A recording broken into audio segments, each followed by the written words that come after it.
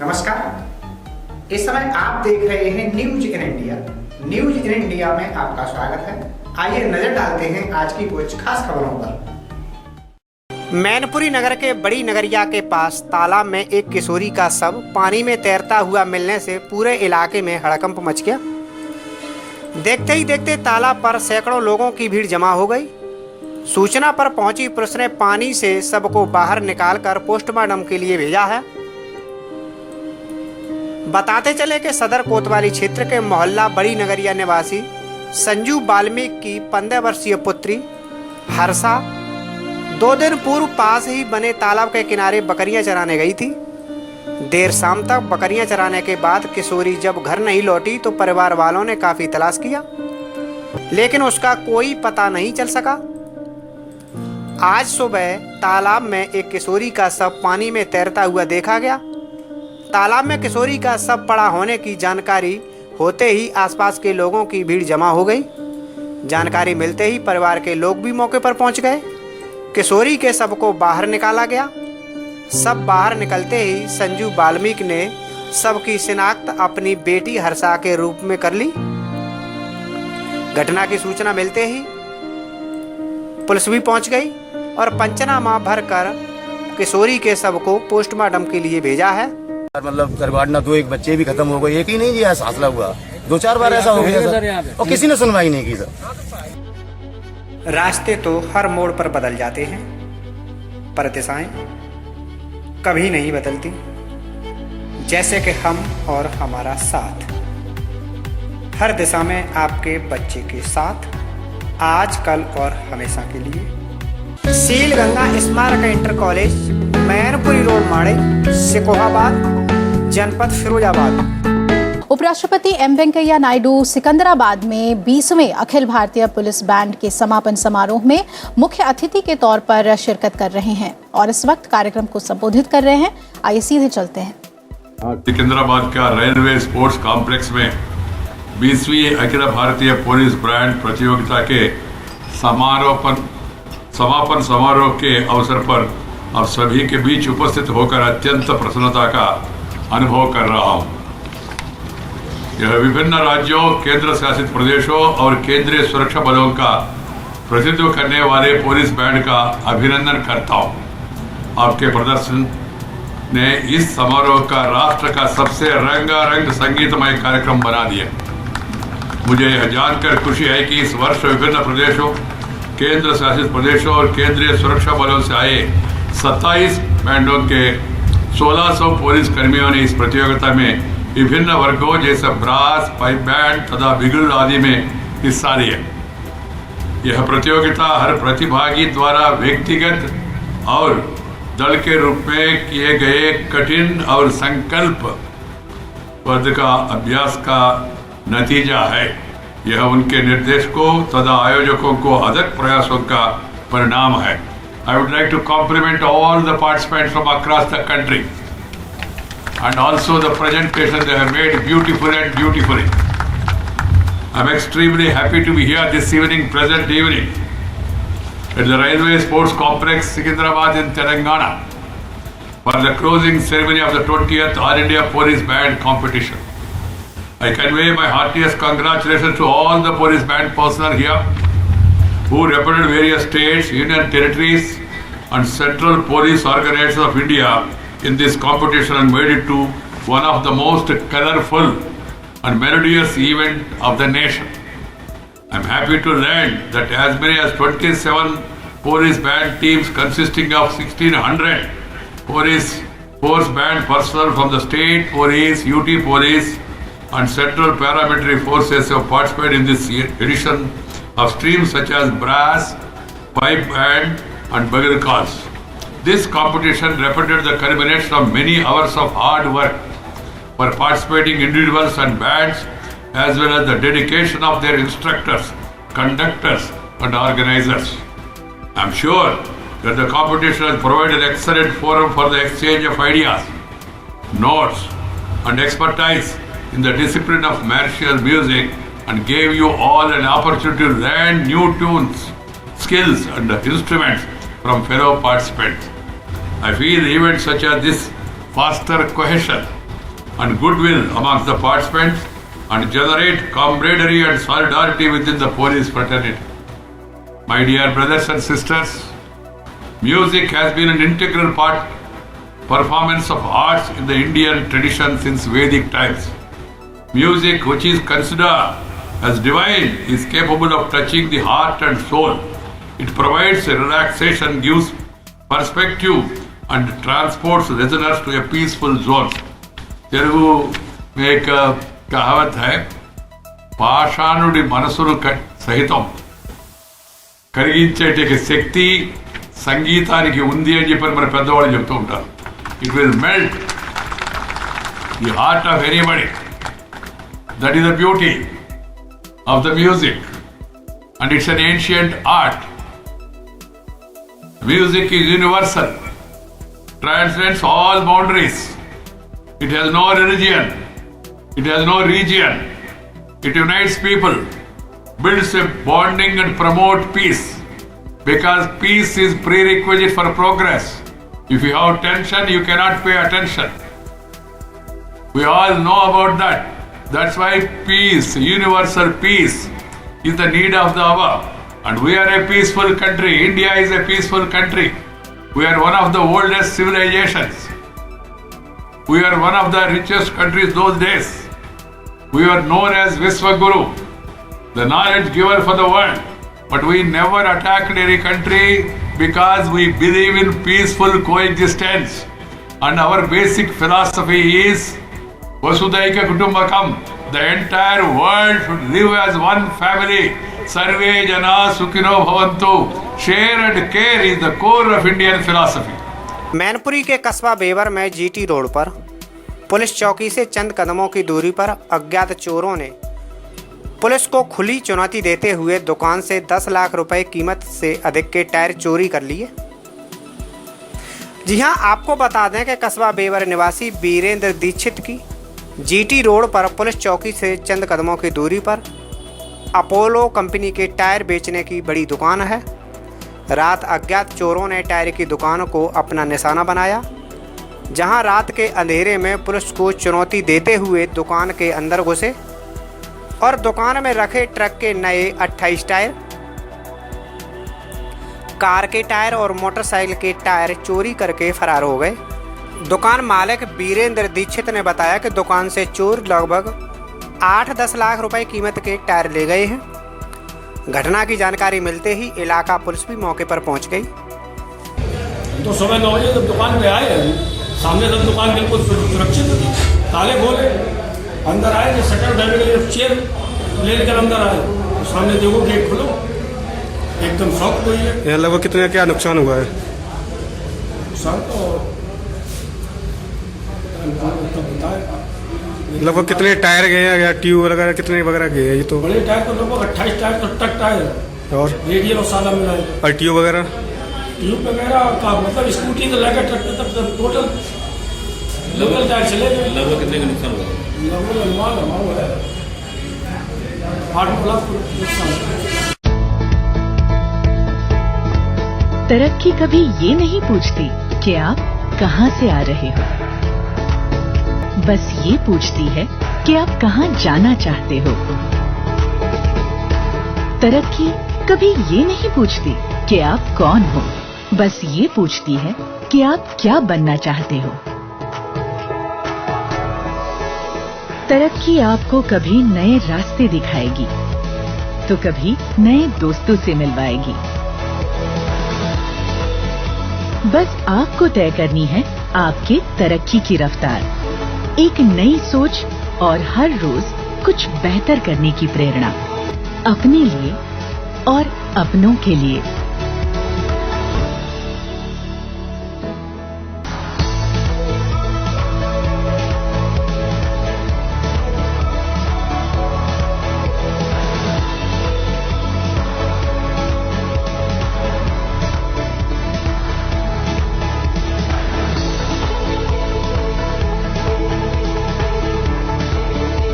हर रोज कुछ बेहतर। मैनपुरी में गल्ला मंडी के पास ट्रैक्टर ने 4 वर्षीय मासूम बालिका को रौंद दिया। जिसके चलते उसकी मौके पर ही मौत हो गई। मौत से गुस्साए लोगों ने बवाल कर दिया। मौके पर पहुंची पुलिस ने कड़ी मशक्कत करके सबको कब्जे में लिया और पोस्टमार्टम के लिए भेजा है। घटना थाना कोतवाली क्षेत्र के बिहार कॉलोनी के पास की है। बिहार कॉलोनी के ही रहने वाले कल्लू की मासूम 4 वर्षीय पुत्री अनुष्का घर के बाहर खेल रही थी। तभी गल्ला मंडी से आलू लादकर निकले ट्रैक्टर ने मासूम को रौंद दिया। इस हादसे में मौके पर ही मासूम की मौत हो गई। मौत से परिवार में कोहराम मच गया। घटना की सूचना मिलते ही तत्काल मौके पर पहुंचे थाना प्रभारी भानु प्रताप सिंह ने कड़ी मशक्कत करके सबको अपने कब्जे में ले लिया और सबको पोस्टमार्टम के लिए भेजा है। वही दूसरी ओर पुलिस ने चालक सहित ट्रैक्टर को कब्जे में ले लिया। लला ये जलपतरिया निकाल रहे थे। तो ये लड़का गया उसे भी कहा कि अम्मा के माई चलो के जलपतरिया निकल रही है। ये लला उठ के चल गया। ये पता नहीं जन गुली पकड़े था जन इसके पीछे थी। ये हमें पता नहीं बेटा। तो हम सब से निकले। काय से एक्सीडेंट हुआ बच्चे का? कितने साल की बच्ची थी? 3 साल नहीं 8 साल की लड़की। कांग्रेस विधानमंडल दल के पूर्व नेता और मथुरा से पूर्व विधायक प्रदीप माथुर और प्रदेश सचिव अमित सिंह फिरोजाबाद तिलक नगर में रेप पीड़िता के घर पहुंचे, जहां उन्होंने पीड़िता के पिता की हत्या किए जाने की घटना पर आहत परिजनों को सांत्वना दी। उन्होंने रेप पीड़िता के पिता की हत्या किए जाने पर दुख जताया। इसके बाद वह सिकोहाबाद पहुंचे और किसान जन जागरण अभियान की नुक्कड़ सभा को संबोधित किया। उन्होंने कहा कि भाजपा ने हमेशा किसानों को धोखा दिया है। इसके अलावा उन्होंने और क्या कहा, ये भी आपको सुनवाते हैं। चाहे आलू का हो चाहे गन्ने का हो, आज यदि हमारा ये क्षेत्र गन्ने किसानों का नहीं है, पर यदि आप पश्चिम उत्तर प्रदेश में मेरठ, सहारनपुर, मुजफ्फरनगर, शामली जाए तो गन्ना किसान आत्महत्या करने को मजबूर है। उसको करोड़ों अरबों रुपया मिल मालिकों के ऊपर बकाया है और उसका पेमेंट भी नहीं किया जाता। उसकी लागत मूल्य तो बहुत दूर की बात है, कई साल तक उसका भुगतान नहीं होता। आप यहाँ धान बोते होंगे, धान का लागत मूल्य लगभग 2200 रुपये प्रति कुंटल आता है। सरकार खरीद रही है 1750 रुपये प्रति कुंटल के हिसाब से। यदि याद करें यूपीए गवर्नमेंट में 4300 रुपये प्रति कुंटल, 4400 रुपये प्रति कुंटल धान का किसान को हम पेमेंट किया करते थे और किसान बहुत सुखी था। आलू दर की ठोकरें खा रहा है, किसानों को उसका लागत मूल्य नहीं मिल रहा है। कोल्ड स्टोरेज में पड़ा हुआ आलू सड़ रहा है, किसानों के कान पे जू नहीं रेंग रही है। इसी तरह गेहूं अब आने वाला, उसकी फसल कटेगी। हमारी सरकार और हम लोग, हमारी पार्टी मांग करती है कि 3200 रुपये प्रति कुंटल उनको दिया जाए, जिससे किसान जिंदा रह सके। अभी इससे पूर्व हमारे वक्ता श्री अमित सिंह जी ने आपको बताया कि किस तरह योगी जी की सरकार में हमारी आवारा गायों ने, आवारा भैंसों ने, आवारा नंदियों ने किस तरह से हमारे किसानों का जीना हराम कर रखा है। उनकी फसल चढ़ जाते हैं और वो रातों रात सो नहीं पाते। हम मांग करते हैं कि हर गांव में गौशाला खोली जाए, पशुओं को उसमें रखा जाए और उनके चारे की व्यवस्था करी जाए, वरना हम लोग किसानों के पास जा रहे हैं। हर गांव के पशुओं को कलेक्टर की कोठी पे बांध दिया जाएगा। हम सब लोग ले जाएंगे, आप लोगों के साथ चलेंगे, वरना या तो फिर जो हमारे किसान लोग खेतों पे सोते हैं उनको उनका भत्ता दिया जाए अपने खेतों की सुरक्षा के लिए। तो आज स्थिति बहुत गंभीर हो गई है। किसान अपनी फसलों को बचाए या फसलों को बोए, उसकी लागत मूल्य का तो बहुत दूर की बात है। यदि हमारा पशुओं से फसल बचेगी तो वो लागत मूल्य की बात करेंगे, मिनिमम सपोर्ट प्राइस की बात करेंगे। तो ये अंधी बहरी गूंगी सरकार बिल्कुल मौन है। मोदी जी बिल्कुल मौन है। मोदी जी या तो बोलते हैं या डोलते हैं। किसानों की बात पे वो चुप है, किसानों की आत्महत्या की बात पे चुप है। इसी तरह यदि आप देखें तो इन्होंने वायदा किया था कि 2 करोड़ बेरोजगारों को रोजगार देंगे प्रतिवर्ष। मैं पूछना चाहता हूं कि जितनी भी देश की बड़ी बड़ी इकाइयां हैं, चाहे लोकोमोटिव इंडस्ट्रीज हो, कार बनाने की यूनिटें हो, चाहे वो कपड़ा बनाने की यूनिट हो, चाहे हौजरी इंडस्ट्रीज हो, चाहे किसी तरह का भी इंडस्ट्रीज हो, चाहे कांच इंडस्ट्री हो, सब चीजें ध्वस्त हो गई हैं। और मोदी जी बैठे हैं ट्रंप की इंतजार करने में, उनके स्वागत कर रहे हैं। कल मैं आगरा में था, मैं देख रहा था किस तरह सड़कों को सजाया जा रहा है, किस तरह गमले सड़कों पे लगाए जा रहे हैं, झुग्गी झोपड़ियों के आगे दीवार खड़ी कर दी जा रही है। अहमदाबाद में मीलों लंबी दीवार झुग्गी झोपड़ी छुपाने में खर्च कर दी, लगा दी गई है। आगरा के आगमन में 260 करोड़ रुपए खर्च किए जा रहे हैं ट्रंप जी के। ये 260 करोड़ रुपए यदि किसानों को मिल जाए आगरा मंडल के, तो कितनी बड़ी राहत मिले। ठीक है, मेहमान आते हैं, उनका इस्तकबाल किया जाता है, पर किस कीमत पर? किसानों की जान की कीमत पे नहीं, किसानों की फसल की कीमत पे नहीं, महिलाओं की इज्जत और आबरू लुटने की कीमत पे नहीं, हिंदुस्तान पाकिस्तान की बात करने की कीमत पे नहीं, हिंदू और मुसलमान को लड़ाए जाने की कीमत पे नहीं। आज सिर्फ यही बात रह गई है, जब भी कोई मुद्दा आता है, कोई समस्या आती है देश के ऊपर, तो मोदी जी और उनकी पार्टी के लोग हिंदू मुसलमान की बात करने लगते हैं। जब भी कोई बात आती है तो हिंदुस्तान पाकिस्तान की बात करने लगते हैं। जब भी कोई बात आती है, पुलवामा जैसा आक्रमण कर दिया जाता है। जनता को गुमराह करने की कोशिश की जा रही है, जनता को बहकाने की कोशिश की जा रही है। योगी जी और मोदी जी, आपने देश का गृह मंत्री एक तरीपार जरूर बना दिया है, और जब क्लास के सबसे शैतान बच्चे को मॉनिटर बना दिया जाता है, तो आप समझ लीजिए कि उल्टा इस देश में हो रहा है। एक तरीपार को देश का गृह मंत्री बना दिया गया है, और वो पूरी कोशिश करता है कि जगह जगह दंगे हो, हिंदू मुसलमान आपस में लड़े, हर गांव में झगड़े हो, जिससे कि वोटों का ध्रुवीकरण हो। इनकी अर्जुन की आंख की तरह से एक ही तरफ आंख लगी रहती है कि वोटों को हम अपनी तरफ कैसे ले जाएं। योगी जी और मोदी जी, चुनाव जीतना ही एक मकसद नहीं है।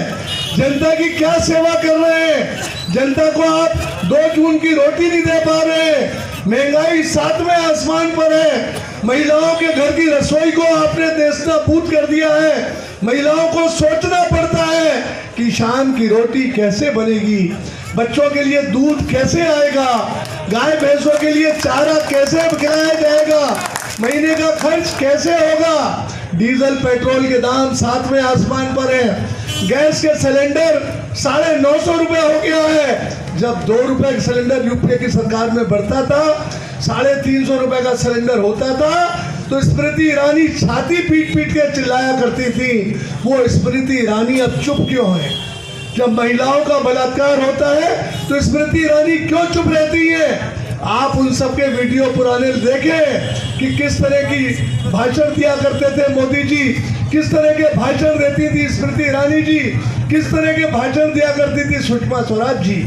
आज आपके अपने जनपद में महिला की इज्जत सुरक्षित नहीं है, उसको उसके साथ बलात्कार किया जाता है, डंके की चोट पर उसके पिता का कत्ल किया जाता है, प्रशासन चुप रहता है। चिन्मयानंद को जब छोड़ा जाता है तो किस तरह भारतीय जनता पार्टी के लोग ढोल और नगाड़ों के साथ उसका स्वागत करते हैं, और जो भारतीय जनता पार्टी में कोई क्रिमिनल चला जाता है तो गंगा जल जैसे नहाने की तरह से पवित्र हो जाता है। तो ये भारतीय जनता पार्टी ने अपने आप को गंगा नदी समझ रखा है, और गंगा पुत्र आया है, जाके बनारस में जाके देख के आइए कि गंगा जी का क्या आलम है।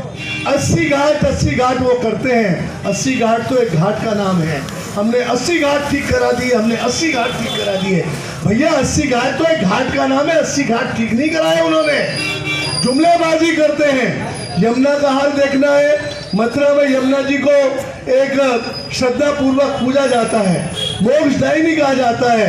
यमुना का इतना पुरसा हाल है, इतना बुरा हाल है कि पूछिए मत। पूरा उत्तर प्रदेश त्राहिमाम कर रहा है। किसी का जीवन सुरक्षित नहीं है, किसानों का जीवन सुरक्षित नहीं है, रोजगार के नाम पे ठेंगा है, किसी किसान के बेटे को रोजगार नहीं मिला। रोज हिंदुस्तान पाकिस्तान की लड़ाई में हमारे हजारों वीर जवान शहीद होते हैं उनको कंधा जरूर देती है सरकार, पर बाद में उनके परिवारों को पूछती भी नहीं है। तमाम ऐसे किस्से बता दूं जिनके माँ बाप आज रोते हैं कि सरकार ने वायदा किया था और वो वायदा कोई पूरा नहीं किया। तो ये झूठों की बहुरूपियों की सरकार है, ये किसानों को लूट रही है, किसानों को ठग रही है।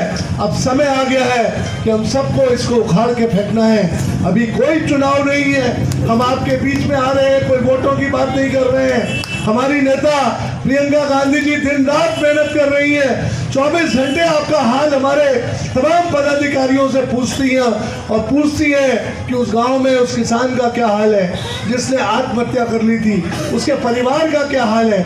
उनका मौका लगता है तो वो खुद पहुंच जाती हैं, कई रेप पीड़िता के घर जाती हैं और उनकी वजह से तमाम लोगों को न्याय मिला है। योगी की सरकार की आंख यदि खोलती है तो हमारी नेता प्रियंका गांधी खोलती है, वरना कोई नहीं खोल पाता।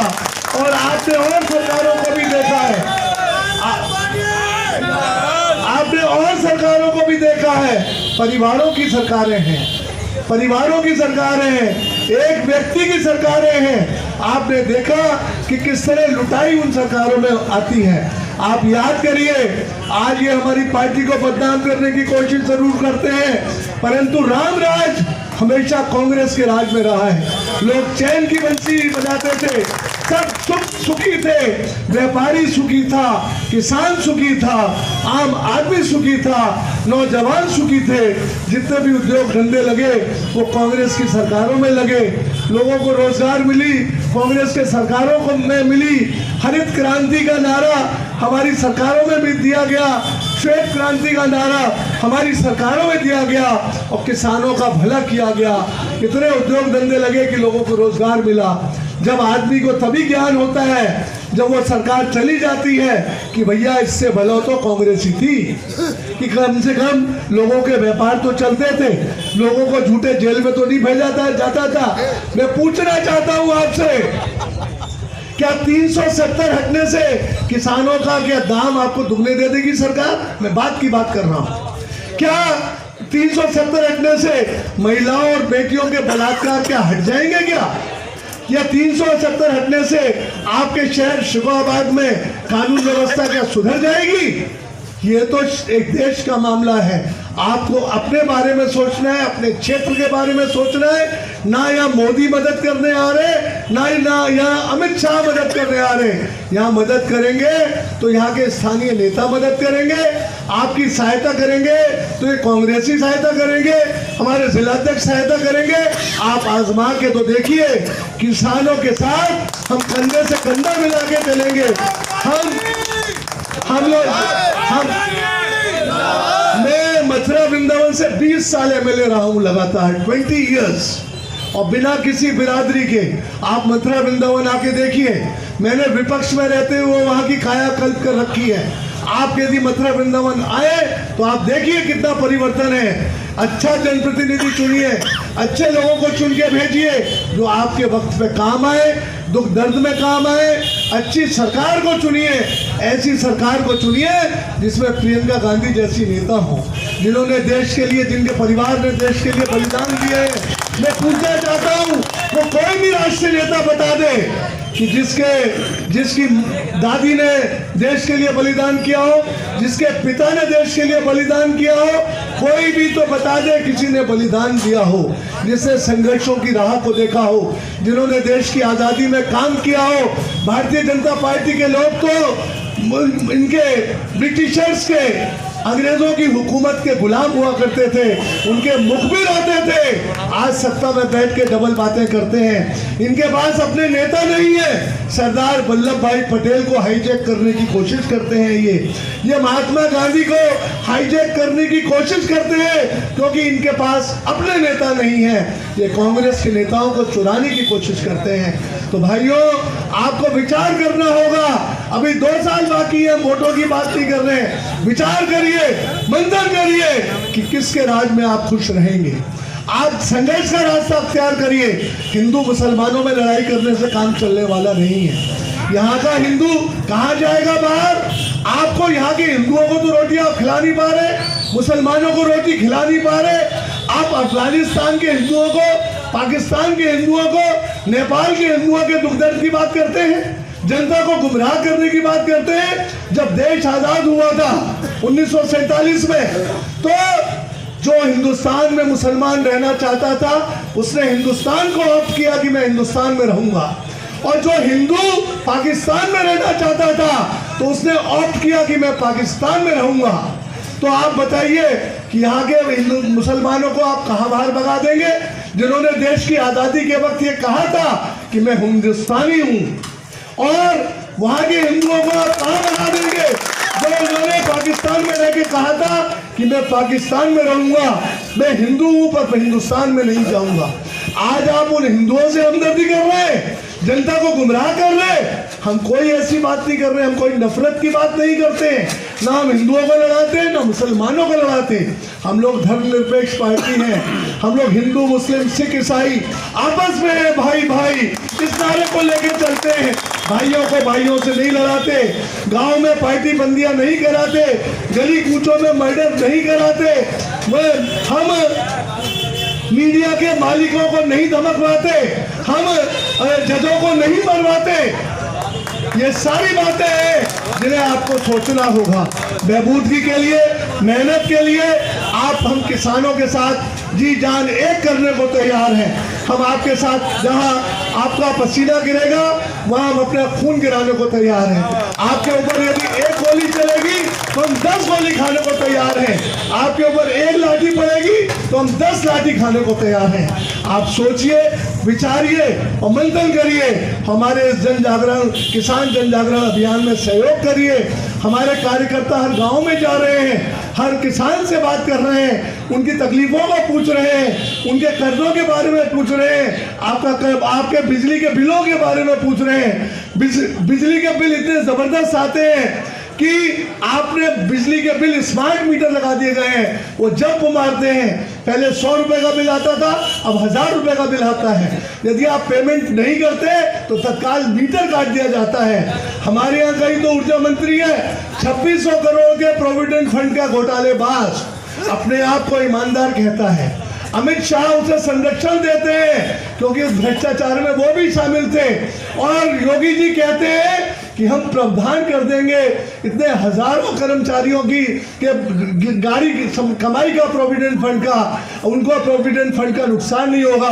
पर योगी जी ये बताइए कि ऊर्जा मंत्री 2600 करोड़ रुपए खा गया, इस गरीब कर्मचारियों का वो 2600 करोड़ रुपए कहाँ गया?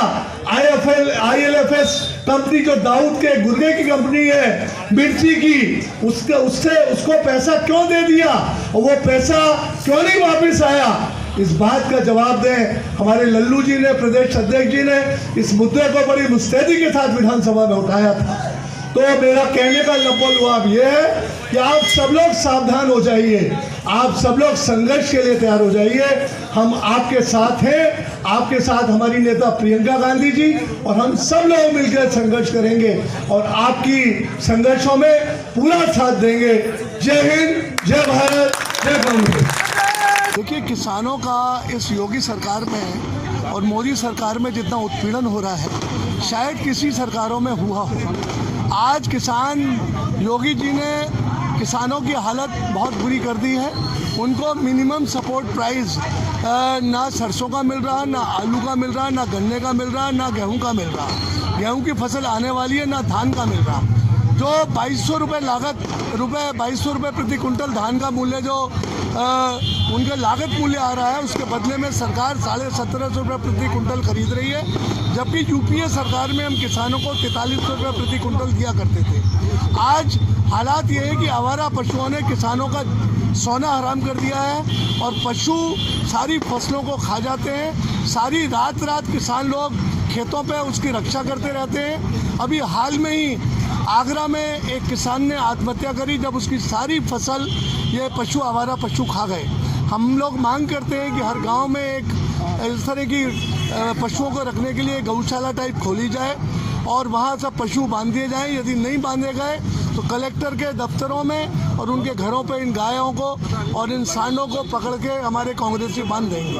और धारा 370 को लेकर आपने टिप्पणी की, क्या इसको नहीं हटाना चाहिए था सर? देखिए, हटाने ना हटाने की बात नहीं है, मैंने आवश्यकताओं की बात करी कि आज किसान को गेहूं का दाम मिलना चाहिए कि नहीं मिलना चाहिए। यहाँ के किसान को धारा 370 से क्या फ़र्क पड़ता है। मैंने ये कहा कि महिलाओं के साथ बलात्कार हो रहा है कि उत्तर प्रदेश में या देश में महिलाओं की इज्जत सुरक्षित नहीं है, तो वो मांग पहले है या 370 की मांग पहले है। मैंने ये कहा कि जम्मू एंड कश्मीर के लोगों का क्या हाल है, इंटरनल इमरजेंसी लगी हुई है, वहाँ की हालात, वहाँ के नेताओं को नज़रबंद कर रखा है, वहाँ की असलियत जानने के लिए यहाँ के एमपीज़ को वहाँ भेजा नहीं जाता। क्या स्थिति है ये तो वक्त बताएगा। तो हमने कोई 370 पर ये टिप्पणी नहीं करी, हमने ये टिप्पणी करी कि क्या चीज़ आवश्यक है और क्या चीज़ आवश्यक नहीं है। मोदी सरकार और योगी सरकार मुख्य मुद्दों से जनता को भटकाकर अन्य मुद्दों पर ले जाती है और उसे अपने टेलीविज़न और मीडिया से प्रसारित करती है और जनता को गुमराह करती है। महंगाई 7वें आसमान पर है, सिलेंडर के दाम 950 रुपये हो गए हैं, जनता त्राहिमाम कर रही है। किचन जो है, रसोई, बिल्कुल आज गृहिणी को सोचना पड़ता है कि शाम को क्या खाना बनाऊंगी, अपने बच्चों को कैसे दूध पिलाऊंगी, कैसे सब्जी पदार्थ खरीद के लाऊंगी, कैसे मसाले खरीद के लाऊंगी, गैस का सिलेंडर कैसे लाऊंगी। और बेरोजगारी इतनी चरम सीमा पे है। मोदी सरकार और योगी सरकार ने 2 करोड़ लोगों को प्रतिवर्ष रोजगार देने की बात करी थी।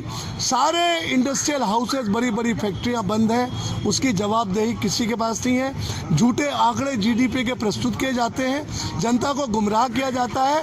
अब मोदी और योगी सरकार की कलई खुल चुकी है।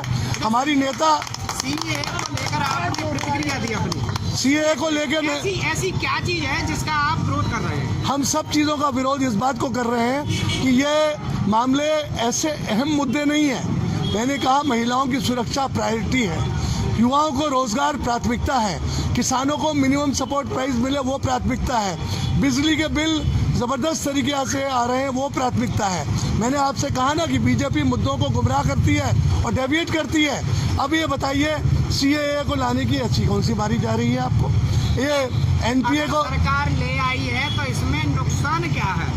नुकसान ही नुकसान है। आपने नोटबंदी के नुकसान याद नहीं है, लोग कितने मरे थे।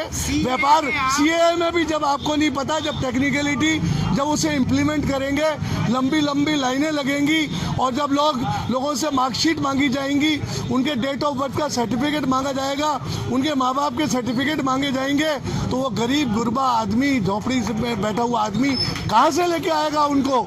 हमारा विरोध उसकी कार्य प्रणाली पे है और किस तरह क्रियान्वित होगी उसका विरोध है। ऐसा है, उत्तर प्रदेश कांग्रेस कमेटी के अध्यक्ष श्री अजय कुमार लल्लू जी और हमारे प्रदेश की प्रभारी श्रीमती प्रियंका गांधी जी के निर्देश पर ये उत्तर प्रदेश में 40 दिन का किसान जन जागरण अभियान चल रहा है। इसमें जो स्लोगन दिया गया है वो है, किसानों के सम्मान में कांग्रेस पार्टी मैदान में। किसान जो कि रीढ़ की हड्डी है इस देश की, 70% यहाँ की जो जनता है वो कृषि पे ही निर्भर है और उस जनता का इस प्रदेश की सरकार और देश की जो सरकार है जो कि जन विरोधी है, पूरी तरह से किसान विरोधी, युवा विरोधी, महिला विरोधी जो सरकार है, वो किसी भी तरीके से उनकी कोई भी मदद नहीं कर रही है। उसी चीज़ को देखते हुए हम लोग सड़कों पर आए हैं किसानों के लिए, और किसानों के लिए जो संघर्ष है ये हमारा चलता रहेगा जब तक उनकी समस्याओं का निवारण नहीं होता। इसी के तहत हम लोग घर घर जाकर किसानों से एक फॉर्म भरवा रहे हैं जिसमें उनकी समस्याओं का विवरण लिख रहे हैं और उसको हम अपने प्रदेश नेतृत्व से, राष्ट्रीय नेतृत्व से उसको अवगत करा रहे हैं। इसी श्रृंखला में हमने जगह जगह पर नुक्कड़ सभाएं रखी हैं। आज हमारी शुकाबाद में नुक्कड़ सभा थी जिसमें हमारे माननीय प्रदेश अध्यक्ष जी को आना था, किसी कारण से उनके अस्वस्थ होने के कारण वो नहीं आए, तो हमारे विधानमंडल दल के पूर्व नेता श्री प्रदीप माथुर जी, पूर्व के विधायक मथुरा के, वो आज आए। उन्होंने अपने विचार यहाँ पर किसानों के समकक्ष रखे। यहाँ की जो जनता है बहुत ही जागरूक है। आज मैंने उनसे जो बात की, वाकई वो इस सरकार से पूरी तरह से उब चुकी है और भविष्य में वो कांग्रेस का हाथ थाम रही है। मैं आपको बता दूं, जो ये किसान अभियान चल रहा है इसमें हम 23 तारीख को यहाँ के जो स्थानीय विधायक होंगे, मतलब फिरोजाबाद जनपद में जो 5 विधायक हैं, वहाँ पर वहाँ की जनता, स्थानीय जनता अपने स्थानीय विधायक को ज्ञापन देगी और किसानों की समस्या से उनको अवगत कराएगी। इसी श्रृंखला में 25 तारीख को हम लोग सांसद को ज्ञापन देंगे, यहाँ पर जो माननीय सांसद होंगे उनको ज्ञापन देंगे, और 3 तारीख को तहसील दिवस पर तहसील का घेराव किया जाएगा। इसी श्रृंखला में आगे डीएम कार्यालय का घेराव किया जाएगा, और 17 मार्च को जब इसका समापन होगा कार्यक्रम का, तो हम लोग प्रदेश मतलब लखनऊ जाकर कम से कम 5 लाख की संख्या में किसान पहुंचकर और विधानसभा का घेराव करेंगे, और इस सोती कुंभकर्णी नींद जो सो रही है सरकार, उसको जगाने की कोशिश करेंगे। किसानों की जब तक आप मदद नहीं करेंगे तब तक कांग्रेस पार्टी सड़कों पर संघर्ष करेगी। माननीय प्रियंका जी के नेतृत्व में, माननीय अजय कुमार लल्लू जी के नेतृत्व में हम लोग सड़कों पर किसी भी हद तक जाने को तैयार हैं, जब तक किसानों का उनको समर्थन मूल्य नहीं मिल जाता, उनकी लागत के अनुसार उनको प्राप्ति नहीं होती, उनका जो लागत ज़्यादा है और धन उनको कम मिल रहा है उसका निवारण नहीं हो जाता, उनका समर्थन मूल्य में गन्ने का उनको समर्थन मूल्य में, जो भी उनकी समस्या, पानी की समस्या, बिजली की समस्या, आवारा पशुओं की समस्या, जिससे आजकल किसानों की हत्या तक होती है, इन सबको देखते हुए हम भविष्य में किसानों की लड़ाई जो है हम जारी रखेंगे। औरैया में एक महिला की संदिग्ध परिस्थितियों में मौत हो गई। झुलसी बेटी और बेटे को पिता के साथ जाते देख आसपास के लोगों ने पुलिस को सूचना दे दी। पुलिस ने मौके पर पहुंचकर बंद कमरे का ताला तोड़कर शव निकाला। आपको बता दें कि ग्राम बैसौली निवासी हर्षित राठौर की शादी कन्नौज से 2013 में नेहा के साथ हुई थी। घर में पति हर्षित, सास, बच्चे सहित 4 लोग रहते थे। रविवार दोपहर किसी बात को लेकर नेहा की पति से कहासुनी हो रही थी। शोर शराबा से आसपास के लोग भी घर के बाहर निकल आए। झगड़े के कुछ देर बाद ही हर्षित घर से कहीं जा रहा था। गांव के लोगों ने बेटी को झुलसा देख पुलिस को सूचना दे दी। उसके बाद नेहा के मायके में भी सूचना दे दी। जब मायके के लोग घर के अंदर घुसे तो नेहा कमरे में बंद थी और बाहर से ताला लगा हुआ था। मौके पर पहुंची पुलिस ने मामले को संदिग्ध देख फॉरेंसिक टीम को सूचना दी। वहीं मौके पर एएसपी कमलेश दीक्षित, सीओ विधुना मुकेश प्रताप सिंह पहुंच गए। एसओ ने बताया कि जांच फॉरेंसिक टीम कर रही है। कैसे वो गैस से ऊपर से जलाओगे तो पुलिस वाले देखो सब। किन लोगों ने जलाया? नहीं घर वाला दशरथ सिंह राठौर और 3-4 नंद हैं, भी सब है, सास वगैरह सब है। किस वजह से ऐसा हुआ है? ये दहेज मांगे थे और दो शादी में 2,000 रुपये, आपको 1 लाख रुपये हमने हटो हाँ दहेज मांगे थे, गाड़ी दी सब, तो बाकी बात हो 1 लाख रुपया शादी पीछे तुम कद लाओ पुलिस को धमकी देते, पुलिस दीवान होते जब दीवान है रुपये से खरीद ली मार डरे जो करें। इससे पहले भी कई बार प्रताड़ित? हाँ पहले भी करो। अछलदा थाना अंतर्गत भैसौली गांव में एक दहेज हत्या की सूचना मिली है। मृतका का नाम नेहा है, जिसकी उम्र लगभग 30 वर्ष है और 7 वर्ष के अंदर ही इसकी शादी हुई थी।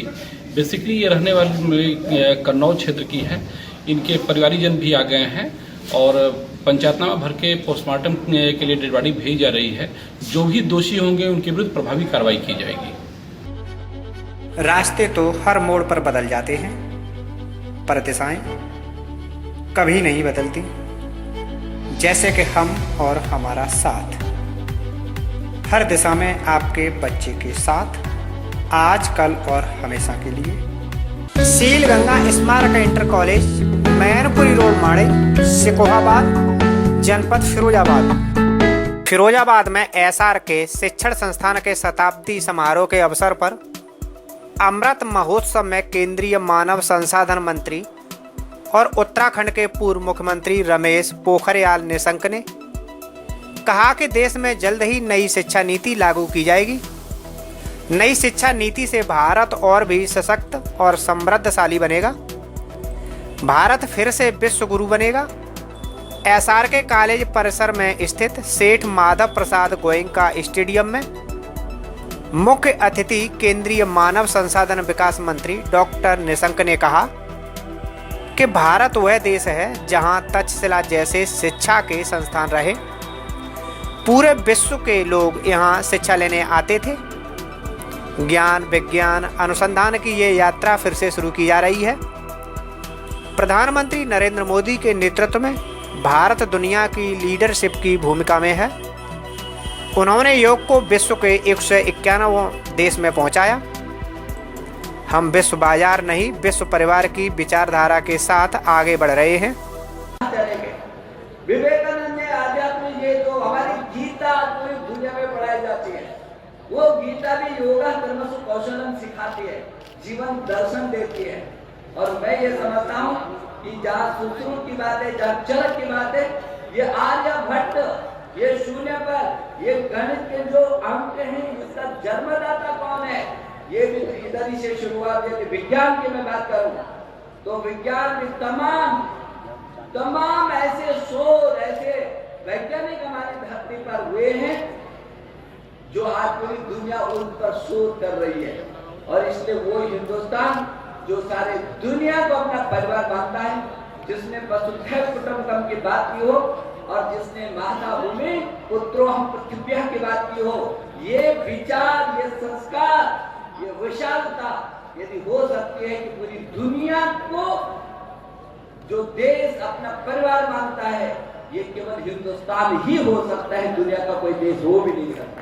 ये दुनिया के लोग तो पूरी दुनिया को, संसार को ये मार्केट मानते हैं। इनके लिए वर्ल्ड मार्केट है, हमारे लिए वर्ल्ड मार्केट नहीं है। उनके लिए विश्व बाजार है, लेकिन हमारे लिए विश्व परिवार है। हम खूब जानते हैं इस बात को कि परिवार में प्यार होता है और बाजार में व्यापार होता है। बाजार परिवार के साथ जोड़ नहीं सकता है। जिसकी जेब में पैसा होगा वो तब तक तो शिखर पर रहेगा, जिस दिन उसकी जेब खाली हो जाएगी वो चौराहे पर रोता नजर आएगा। लेकिन परिवार का भाव सुख दुख के समय के तो लाभा लाभो जया जयो, जो कृष्ण ने गीता में कहा वो हमारे परिवार का भाव है। हम खुशियों को भी मिलकर के बांटते हैं और दुख को भी मिलकर के बांटते हैं। दुख बढ़ने से घटता है, खत्म हो जाता है, और सुख बांटने से बढ़ता है। जैसे आज इस महोत्सव में हम सारे लोग इकट्ठा करके खुशी बांट रहे हैं, ये बढ़ेगी और बढ़ेगी और बढ़ेगी। और इस संस्थान का गौरव, ये सामने जो लोग पूर्व छात्र बैठे हुए हैं, स्वाभाविक है मेरे मन में जब यहाँ बैठे बैठे आप सब लोग उनका अभिनंदन कर रहे थे, मुझे अभी IIT दिल्ली का हमने एक कार्यक्रम किया। जब मुझे लगा कि हमारे IIT से ये गूगल के CEO हो, दुनिया की सर्वोच्च शिखर की कंपनियों के CEO आज अधिकांश हिंदुस्तान की धरती से, मेरे IIT से पढ़े हैं, मेरे IIIT से पढ़े हैं, मेरे किसी विश्वविद्यालय से पढ़े, मेरे किसी NIT से पढ़े, और पूरी दुनिया में जो नवाचार से लेकर के अनुसंधान से लेकर प्रौद्योगिकी तक उसको शिखर पर पहुंचा रहे हैं। मुझे ये बैठे बैठे जब दिनेश भाई बात कर रहे थे परीक्षाओं का, मैं इनको बधाई देना चाहता हूँ। मैं बधाई देना चाहता हूँ, ये पीढ़ी को बचाने का काम मुहिम इनकी अगुवाई में हो रहा है। मुझे याद आता है कि 1900 में मेरा सौभाग्य है कि मैं 2 बार इस प्रदेश में कैबिनेट मंत्री रहा हूँ, 3-4 बार यहाँ विधायक भी रहा हूँ। 1992 में जब कल्याण सिंह जी मुख्यमंत्री बने थे और राज्य शिक्षा मंत्री थे, आज वो जो 20 दिखाई बढ़ गई थी, आज योगी जी के मुख्यमंत्रित्व काल में दिनेश शर्मा जैसा शिक्षा मंत्री आज उसको चरितार्थ कर रहा है। ये जान करके मुझे खुशी है, क्योंकि किसी भी समाज की रीढ़ की हड्डी शिक्षा होती है। यदि बच्चा किसी परिवार के बच्चे की आंखों में आंख डाल करके देखेंगे, पता चल जाएगा उस बच्चे का क्या भविष्य है। ये उसके चेहरे पे आभा है, प्रतिभा है, जिज्ञासा है, जिज्ञासा है, उसमें कुछ कर गुजरने की अभिप्सा है, तो समझना चाहिए बच्चे का भविष्य भी ठीक है। और फिर बच्चे का भविष्य ठीक होगा तो फिर उस परिवार का भी भविष्य ठीक होगा। परिवार का भविष्य ठीक होगा तो समाज का भविष्य, राज्य का भविष्य, देश का भविष्य ठीक होगा। और हम तो उस देश के लोग हैं, सारी दुनिया जानती है, हम दुनिया का सबसे बड़ा लोकतांत्रिक देश है। यदि दुनिया में सुख, समृद्धि और प्रगति का कोई रास्ता जाएगा तो हिंदुस्तान की धरती से गुजरता है। और इसलिए ये बहुत जरूरी है कि शिक्षा जो ये रीढ़ की हड्डी है, जैसे आदमी खड़ा चुस्त दुरुस्त रहता है, लेकिन रीढ़ की हड्डी टूट गई तो सारे शरीर के जितनी भी धमनियां हैं, हड्डियां वो काम करने स्थिर तरीके से वो वही स्थिर हो जाती है, आदमी खड़ा नहीं हो पाता। ऐसे ये शिक्षा है, पूत कपूत तो धन संचय क्यों, और पूत सपूत तो धन संचय क्यों। और इसलिए ये भारत की संस्कृति रही है अपने पूत को सपूत बनाने की। यदि वो उसको आपने सपूत नहीं बनाया और बहुत संपत्ति आपके पास है, तो वो पुत्र आपका चौराहे पर नीलाम कर देगा और आपको दर दर भटकने के लिए मजबूर कर देगा। लेकिन ये पुत्र यदि सपूत हो गया तो आपके पैसे की जरूरत में पूरी दुनिया आपके चरणों में लाकर को खड़ा कर देगा। ये कांग्रेस कह रही है। पहले तो मैं बताऊं कि उत्तर प्रदेश में माध्यमिक शिक्षा बोर्ड की परीक्षाएं बड़ी शांतिपूर्वक ढंग से और नकल विहीन परीक्षाएं हमारी संपादित हो रही हैं। 1,90,000 हमने CCTV कैमरे लगाए हैं और 1,88,000 कक्ष निरीक्षक बैठे हैं जो परीक्षा का निरीक्षण कर रहे हैं। 94,000 कमरों में परीक्षा हो रही है। 7,784 परीक्षा केंद्र हैं और 56 लाख से अधिक परीक्षार्थी बैठे हैं। ये दुनिया की सबसे बड़ी परीक्षा है जो उत्तर प्रदेश में बड़े शांतिपूर्वक तरीके से संपादित हो रही है। किसी प्रकार की कोताही बरतने वाला या कहीं पर नकल कराने वाला जो माफिया तत्व है, उसके खिलाफ पूरी शक्ति के साथ उत्तर प्रदेश सरकार पेश आ रही है।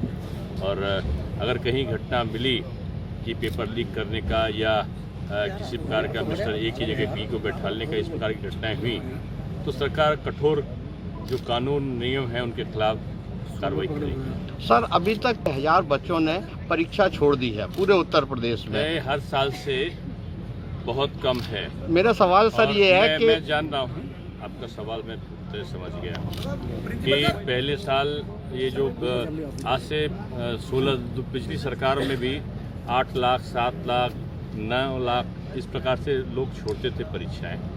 और ये जो सरकार है, जो हमारी जब हम सरकार में आए, जिस समय आए थे पहले साल सपा की सरकार थी तो 12 लाख के आसपास, 12.5 लाख लोगों ने छोड़ा था।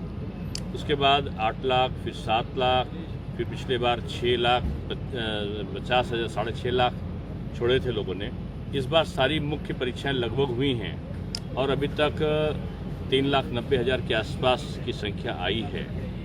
इसका मूल कारण ये होता है कि एक परीक्षार्थी, ये पहले से जो एक उत्तर प्रदेश में नकल को एक व्यवसाय बना दिया गया था, तो लोग एक एक व्यक्ति कई जगह से जो नकल की अपेक्षा रखता था फॉर्म भर देता था और बाहर से कई प्रदेशों से लोग आते थे केवल डिग्री लेने के लिए।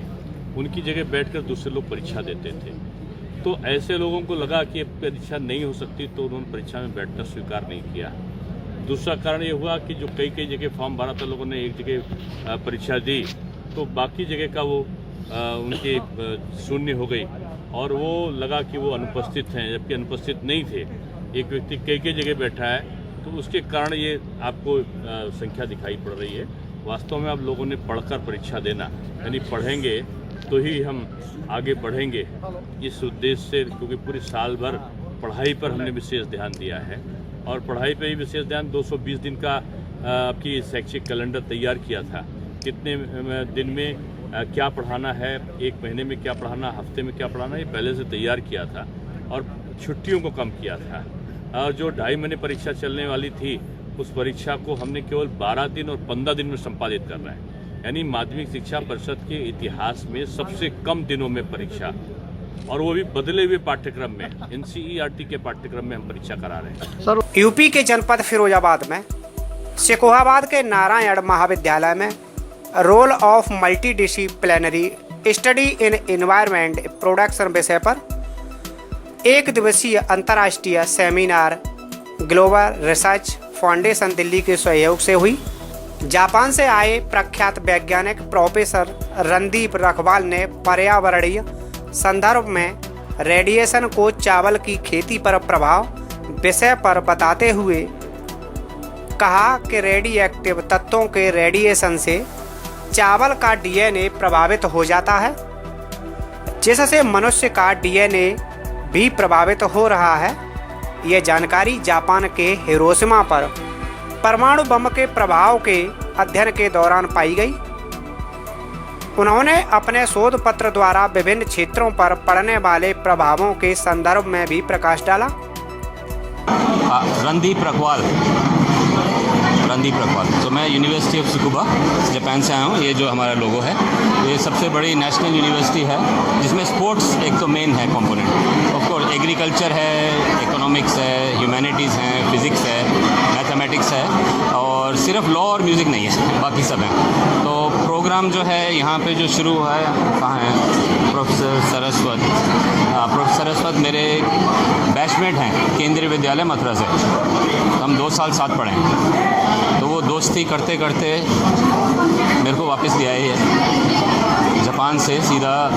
मैंने दिल्ली आने से पहले थोड़ा सा शिकोकाबाद होके निकल जाऊँ तो अच्छा रहेगा। और जो आज का टॉपिक जो था एनवायरमेंटल, माई एनवायरमेंट कीवर्ड है, तो आप जानते ही हैं क्लाइमेट एनवायरनमेंट सबसे बड़ा हॉट टॉपिक है दुनिया में। जापान में हो तो उसके लिए मैंने आज बात करी थी, रेडिएशन की प्रॉब्लम, न्यूक्लियर पावर की प्रॉब्लम, कि क्या इश्यूज़ हैं, क्या चैलेंजेस हैं, उसकी बात करी आज। और पूरा रियल लाइफ एग्जाम्पल दिखाया है जो 2011 में अर्थक्वेक की वजह से सुनामी और न्यूक्लियर एक्सीडेंट हुआ है। तो वो जो एनवायरमेंटल प्रॉब्लम है वो कहीं भी हो सकती है।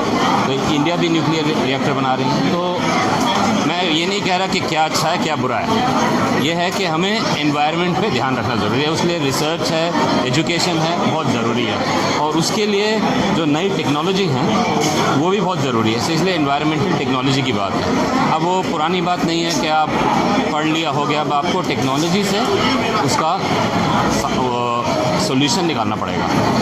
तो इसलिए एनवायरनमेंट टेक्नोलॉजी। तो इस वजह से ये जो आज का नारायण कॉलेज का प्रोग्राम है तो बहुत बढ़िया स्टार्ट है।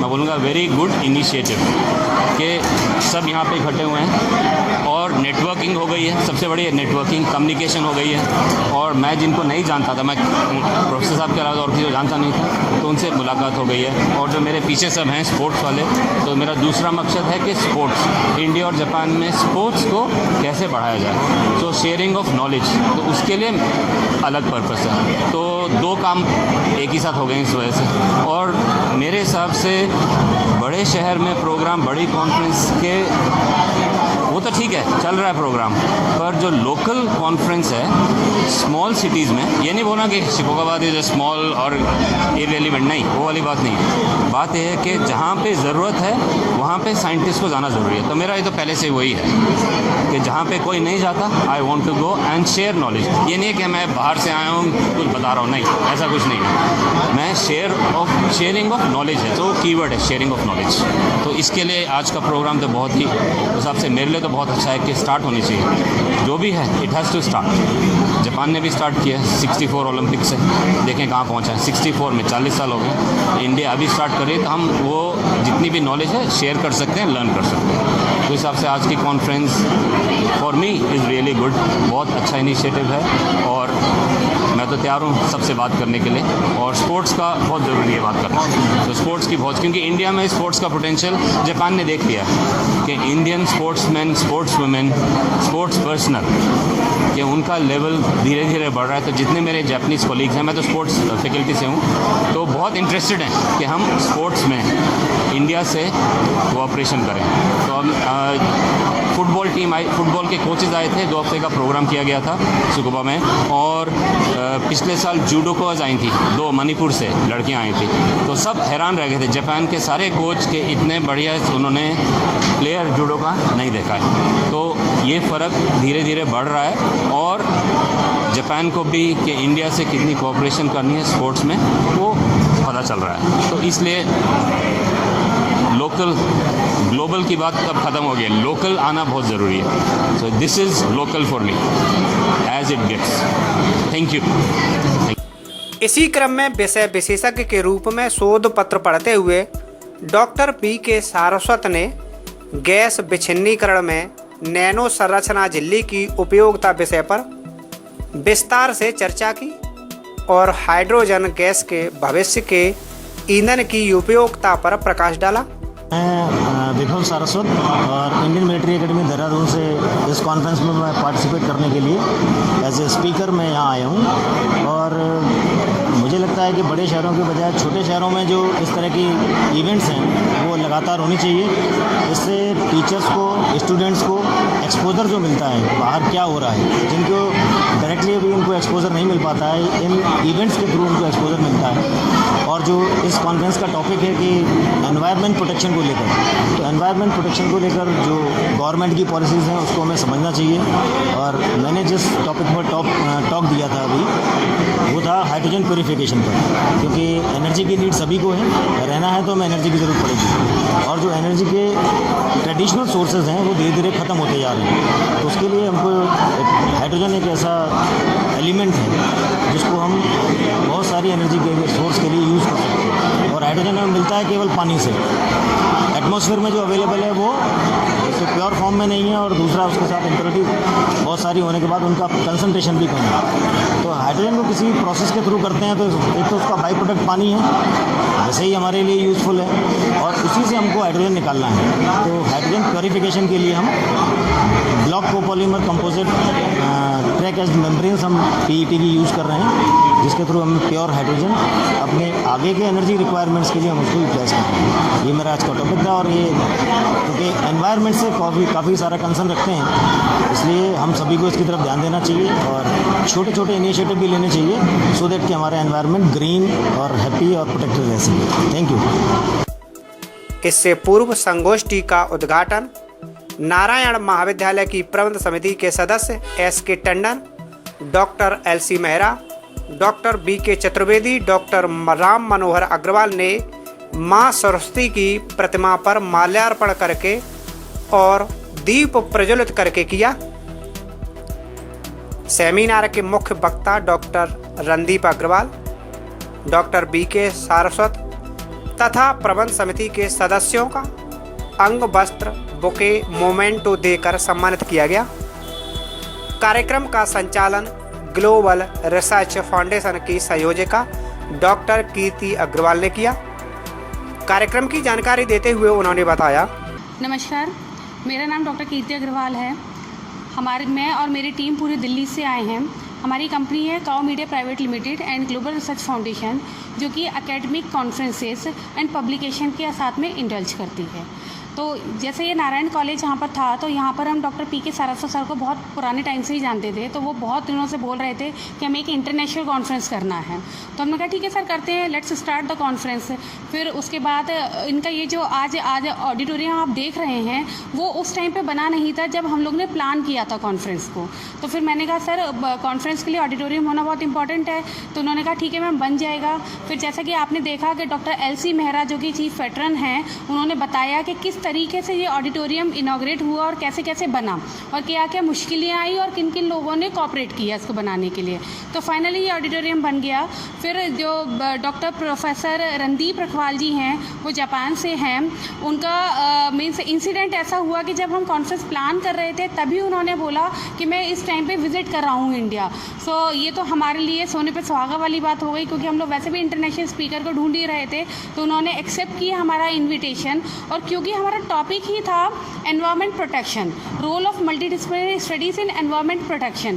तो क्योंकि ये जो एनवायरनमेंट प्रोटेक्शन है आजकल के टाइम का बहुत ही हॉट टॉपिक है, हम सबकी रिस्पॉन्सिबिलिटी बनती है कि कहीं ना कहीं कैसे ना कैसे हम लोग को एनवायरनमेंट को प्रोटेक्ट करना ही है। तो उन्होंने जो अपनी टेक्निक्स बताई, जो कि उन्होंने जापान में सीखी या जापान में वो सिखाते हैं कि वो कैसे राइस के थ्रू और जो रेडिएशंस निकलती हैं उसकी वो एनवायरनमेंट को प्रोटेक्ट करते हैं। क्योंकि आजकल क्या होता है कि लोगों में एक छोटा सा फोबिया है, environment protection means to save the trees, to save the rivers.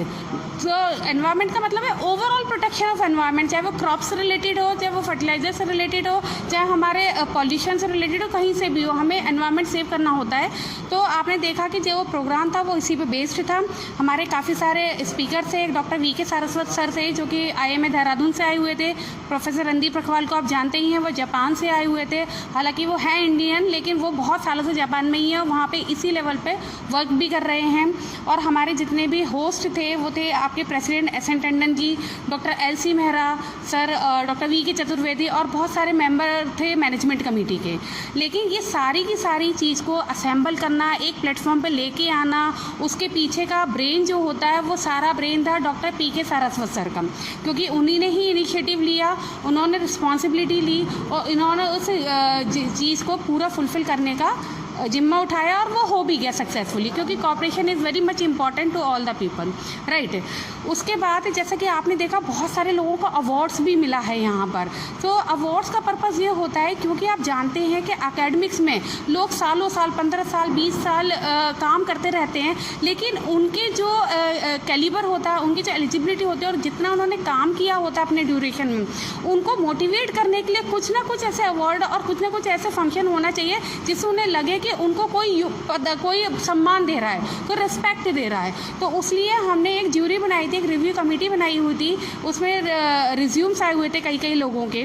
तो उन रिज्यूम्स में से हमने सिलेक्ट किया था और उनको अवार्ड के लिए नॉमिनेट किया था, फिर उन्हें बुलाया गया था यहाँ पे अवार्ड देने के लिए, जिससे कि ये मैसेज जाता है कि एकेडमिशियंस का जो वर्थ होता है, जो उनकी मेहनत होती है वो वेस्ट नहीं होती है, वो सक्सेसफुल होती है और एक ना एक दिन लोगों के सामने आ ही जाती है। So this was all purpose of this conference और होपफुली ये सारा की सारा सक्सेसफुल हुआ। और अभी इसके बाद में हमारा एक टेक्निकल सेशन भी स्टार्ट होने वाला है, क्योंकि बहुत सारे लोगों ने पेपर अपनी कंट्रीब्यूट किए थे, एब्स्ट्रैक्ट कंट्रीब्यूट किए थे and they are going to present right after lunch. तो वो प्रेजेंट करेंगे कि एनवायरनमेंट से रिलेटेड और सम अदर थीम से रिलेटेड पेपर प्रेजेंटेशन वगैरह होंगे। उसके बाद जो भी बेस्ट प्रेजेंटेशन देगा या जो बेस्ट पोस्टर प्रेजेंटेशन करेगा उनको भी अवार्ड दिया जाएगा लास्ट सेशन में वैलिडिक्टरी के अंदर, उनको भी अवार्ड दिया जाएगा कि भाई उन्होंने अच्छा प्रेजेंट किया है। तो दैट वाज हाँ, सोविनियर बुक था, क्योंकि आप जानते हैं एकेडमिक कॉन्फ्रेंसेस के अंदर it totally depend on the number of papers you are getting. तो इसके अंदर हमने सबसे ज़्यादा एब्स्ट्रैक्ट्स मांगे थे लोगों से, लोगों ने हमें दिए। हमें 161 या 170 से ज़्यादा एब्स्ट्रैक्ट्स रिसीव हुए थे, जिनमें से हमने 141 एब्स्ट्रैक्ट को ही इनकॉर्पोरेट किया था। बाकी को इसलिए नहीं ले पाई, या तो वो इनकम्प्लीट थे या रेलिवेंट नहीं थे या थीम से रिलेटेड नहीं थे, तो हमने उसे इनकॉर्पोरेट नहीं किया। तो सोविनियर को रिलीज़ करने का पर्पज़ ही ये होता है कि आपके एब्स्ट्रैक्ट्स आ गए हैं जो कि रिलीज़ हो गए हैं, उसके बाद आपको फुल पेपर देना है जो कि पब्लिकेशन के लिए या और भी चीज़ों के लिए वो यूज़ हो सकता है। So that was all purpose. Thank you so much. इस क्षेत्र में सबसे बड़ा कॉलेज है और आगरा और कानपुर के बीच सबसे बड़ा कॉलेज है। यहाँ एक ऐसी एक्टिविटी की बहुत बड़ी कमी थी जो इंटरनेशनल लेवल पर हमको पहचान दिला सके। हमारे महाविद्यालयों की स्थिति एकेडमिकली काफ़ी डाउन होती जा रही थी, उसको बूस्ट अप करने के लिए ये प्रयास मैंने किया और मुझे आशा है कि इससे आगे यहाँ इस क्षेत्र को बहुत फ़ायदा होगा। यही इसका मोटो था और उसमें मुझे हमारे प्रबंधक महोदय एल.सी. मेहरा, प्रेसिडेंट साहब, बाकी सभी साथियों का बहुत सहयोग रहा और उसका परिणाम आपने देखा अभी आयोजन जो तरक्की कभी ये नहीं पूछती कि आप कहां से आ रहे हो, बस ये पूछती है कि आप कहां जाना चाहते हो। तरक्की कभी ये नहीं पूछती कि आप कौन हो, बस ये पूछती है कि आप क्या बनना चाहते हो। तरक्की आपको कभी नए रास्ते दिखाएगी तो कभी नए दोस्तों से मिलवाएगी। बस आपको तय करनी है आपके तरक्की की रफ्तार, एक नई सोच और हर रोज कुछ बेहतर करने की प्रेरणा, अपने लिए और अपनों के लिए।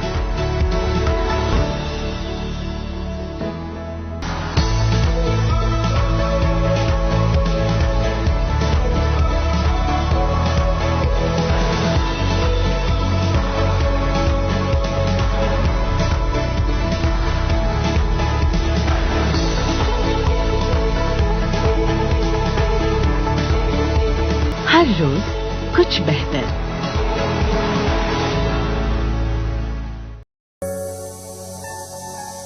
सब्सक्राइब कीजिए न्यूज इन इंडिया को और बेल आइकन को दबाइए न्यूज से जुड़े लेटेस्ट वीडियोज सबसे पहले देखने के लिए।